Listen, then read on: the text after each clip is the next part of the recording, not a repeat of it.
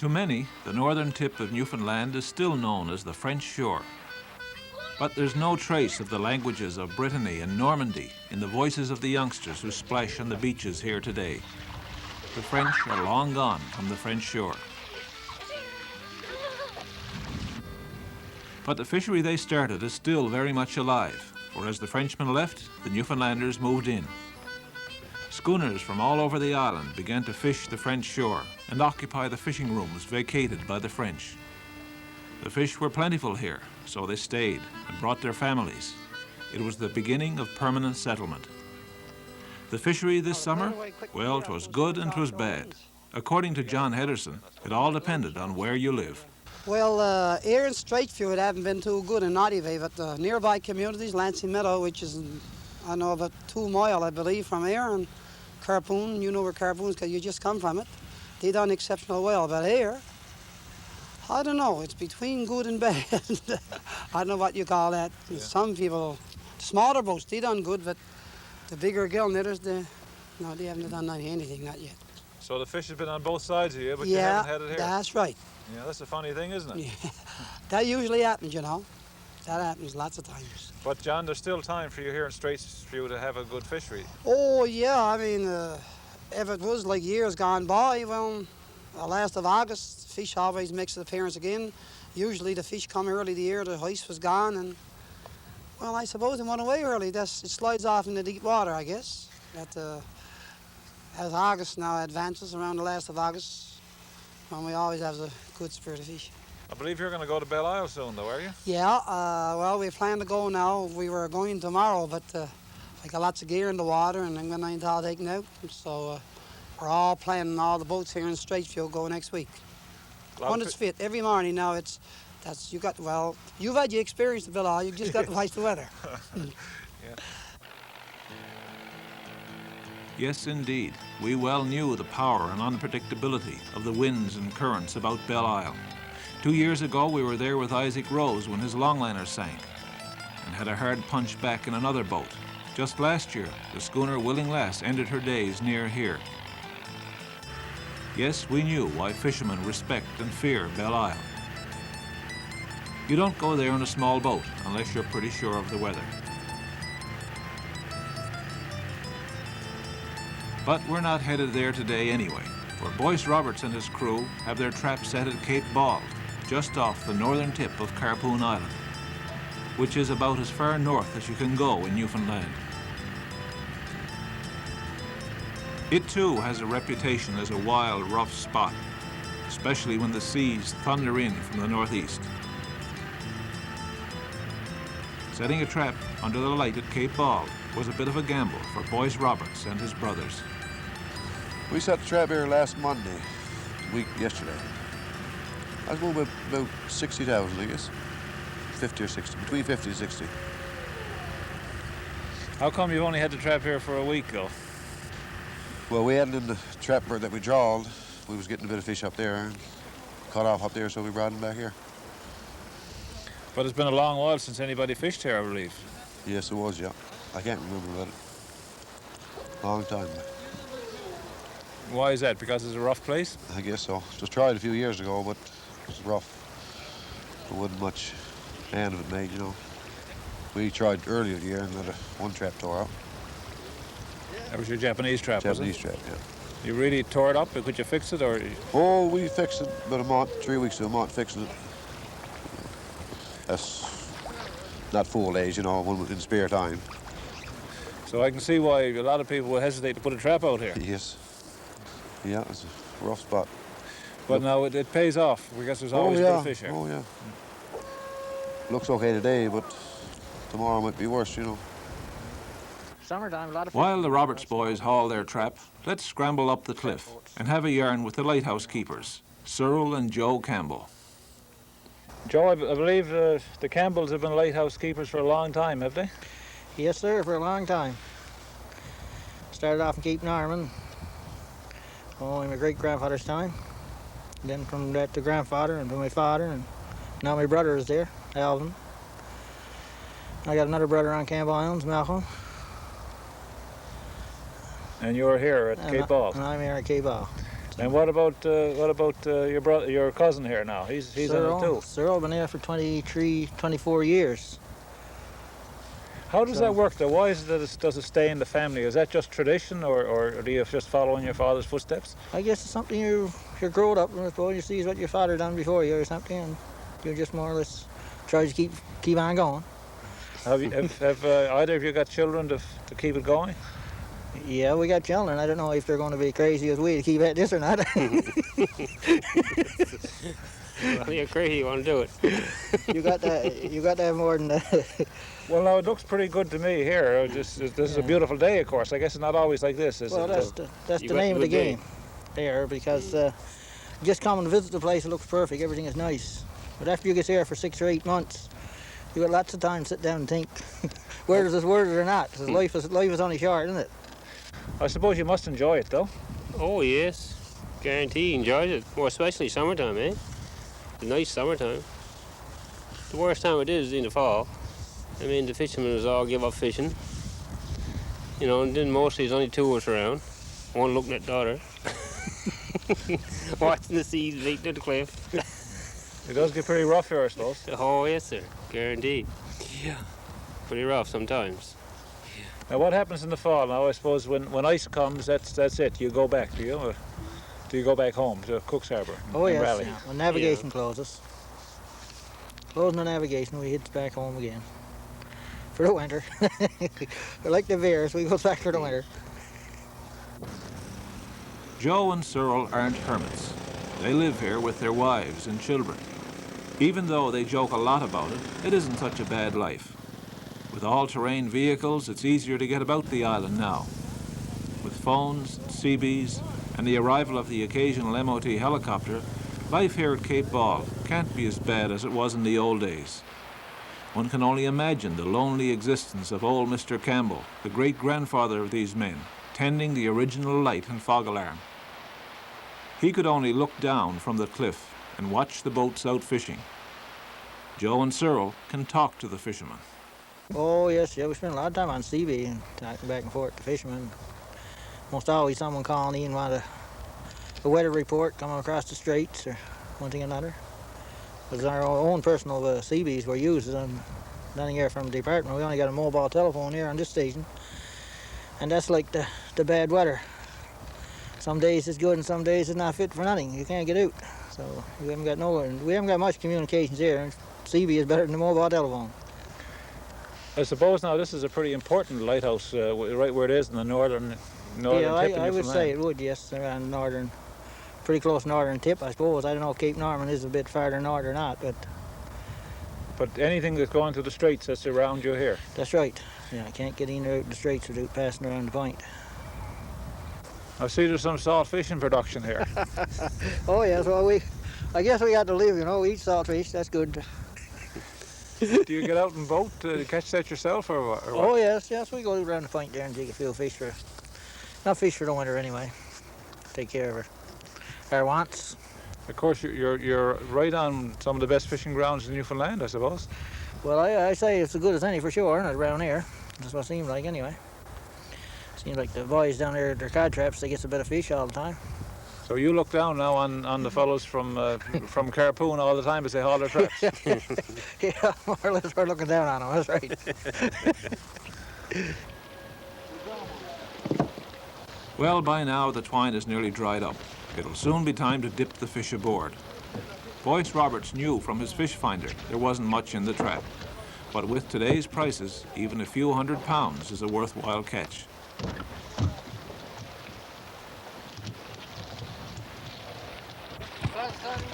As expected, not a lot of fish, but not a water haul either.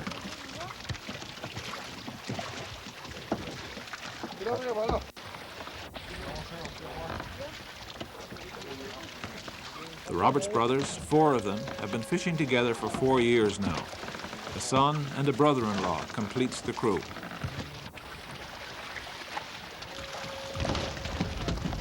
They've done well. £200,000 last year. They've got £175,000 ashore now, and it's only the first week in August. With luck, the fish will stay around till the end of the month, and perhaps later. where they say an older generation of fishermen trapped cod in these waters till the end of September. Well, boys, not a very big haul today. No, boy. Just expected sometimes, I suppose. What do you figure you got? Oh, 400 or 500 pounds. That's about all. How much did you have here yesterday? Or this morning, I should say. This morning we had 3,000 this morning. That was 3,000. very good. Yeah. Yeah, I suppose you got to take the bad days with the good. Oh, yeah. They're not going to be all good days for sure. The other berths here now didn't have much fish either. Do you think this is a sign that they're gone for the year? Or? No, not gone for the year, no. That happens, boy. A lot of it is pretty small now. Can you sell all the fish you got there?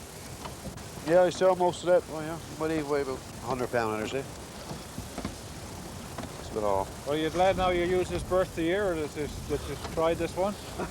So far, yes. Now again, but any day could be the last day here. Any day at all, boy. And you hope there's no more northeast wind comes in? Not for a while, anyhow. From the Cape Bauld lighthouse, you get a grand view of northernmost Newfoundland. A beautiful spot on a day like this. But on a stormy day, it's not a fit place for a small boat. We could tell by the way the seas surged and licked at the rocks. Fish come to such headlands, and so then must fishermen. It's good to know there's a lighthouse and a fog alarm on the cliff, but it's of even more comfort to know there are men, not machines, standing by in time of emergency. Well, it was talked that the MOT was going to close down Cape Bauld and Belle Isle, but we, the fishermen, made a protest to the department about it. We also took the matter up with in our Rural Development Association. So far, well, none of that has been done about it, but I think if the lighthouse go out on Cape Bauld and Belle Isle, there's a lot of problems the fishermen will be facing. I can tell you one incident about 5 years ago. There was a man missing 10 o'clock and he wasn't known, went out jigging in the morning. And they tried to get out to the Coast Guard in Cincinnati by telephone. When they were doing that, I called Joe Campbell, the lightkeeper on Cape Bauld, and within minutes the Bartlett was on her way. So that's, you know, speed counts when you're lost, eh? And there's so many boats out around here that... Well, it depends on Cape Bauld and Belle Isle. It depends on the lightkeeper. A lot of information is obtained. Well, if I'm going to Belle Isle, well, I'll call Randy on the west end, and for sure he knows the information from the east end, so he can tell you what's like out there. It's really a... So it's a great service to fishermen. Oh, it's a wonderful service, yes, sir. If it's closed, I don't know. I don't know how we're going to make smaller boats, you know. The automation of lighthouses, not a burning issue, but it does keep surfacing every now and then as machines become cheaper than people. It's a constant worry to the fishermen who must fish around the headlands, the rough places. There's a kind of comfort in the knowledge there are eyes watching from the top of the cliff, ready to respond, to help, to pass on a message. In a little while, we'll return with more about the French shore, yesterday and today.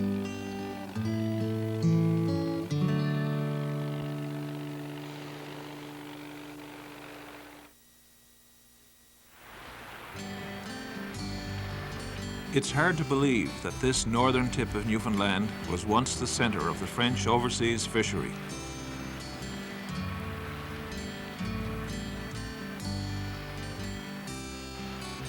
You can still find the graves of those French fishermen, but you have to search. Evidence of the French presence here has faded, practically disappeared in fact. Wild flowers cover the graves, the fishing rooms.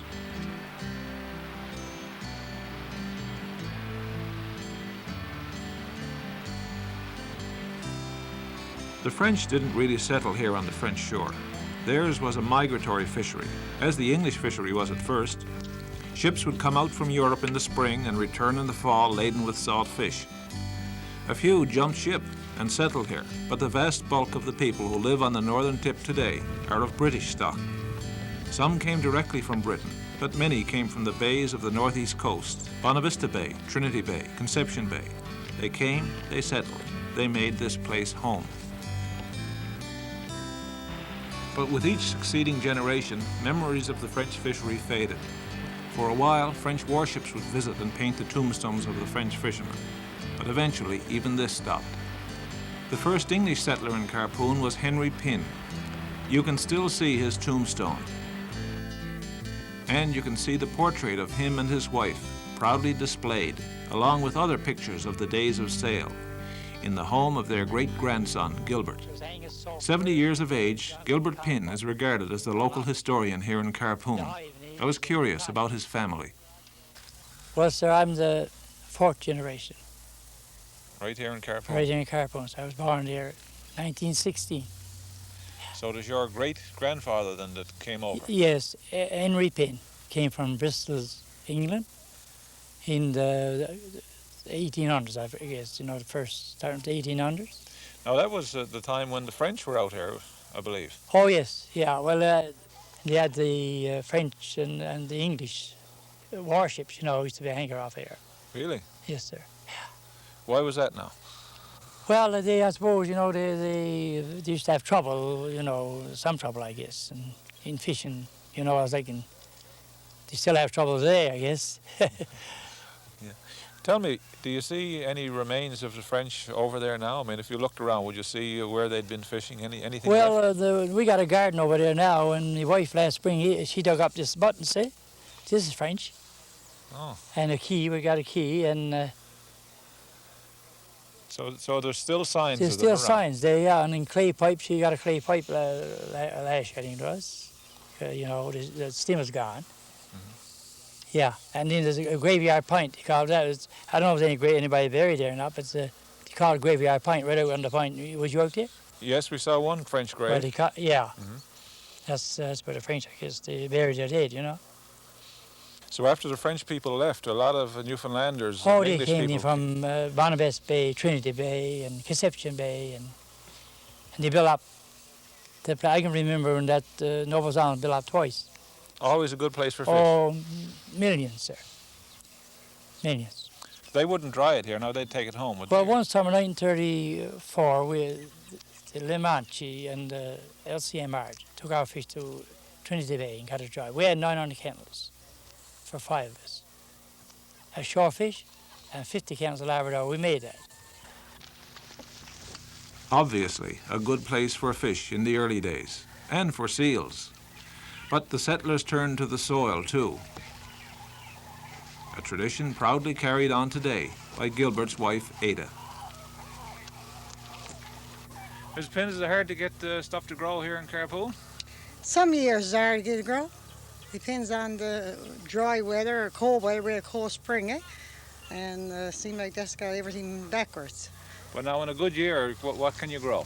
Good year, well, you should grow about 100 heads of cabbage in this little place, eh?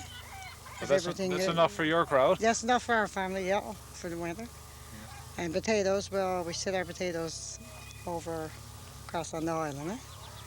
I suppose people always grew some of their own vegetables, though, did they? Or they had to, I suppose, in the early days. Yes, well, our mother, well, they always had their own gardens, eh? They always had plenty of cabbage, plenty of turnip, and plenty of potatoes for the whole year around. But it seems like now that we're getting away from it now. Every year, getting less and less, you know.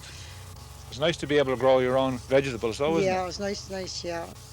It's better than what you buy, because usually what you buy seems like it's always it's drove with fertilizer or something, eh? It's not even got the same taste as what we grow ourselves. But this is really good cabbage when it's growing, eh? For sure, the produce of the soil helped people survive here. But today, as then, it's the sea that's the real garden. The northern tip of Newfoundland lives by the fishery. It always has, and it likely always will. The economy rises and falls by the success of the fishing boat.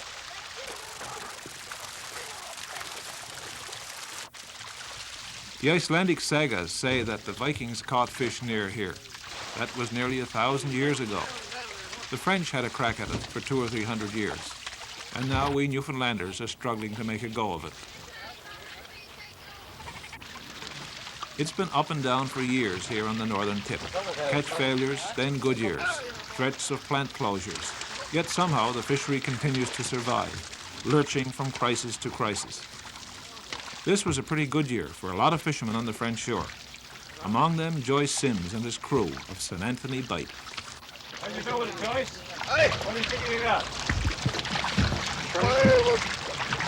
2,500 there, right, eh? Yeah. Right here, that's 4. Pretty good haul, I suppose. Yeah, Get to the board by hand, do you? yeah, the guys get square over again, we're released. We're on border. A lot of small fish, though, isn't it? Oh, small kind. No, a large amount. Small fish, fish under 16 inches that is, had to be dumped or salted on this shore. It's an annoyance for fishermen geared to fresh fish production. It's a bother to salt the small fish and a waste to throw it away. But at least here in St. Anthony Bight, they didn't have to worry about catching the fish. The fish came into shore in early summer, right on schedule.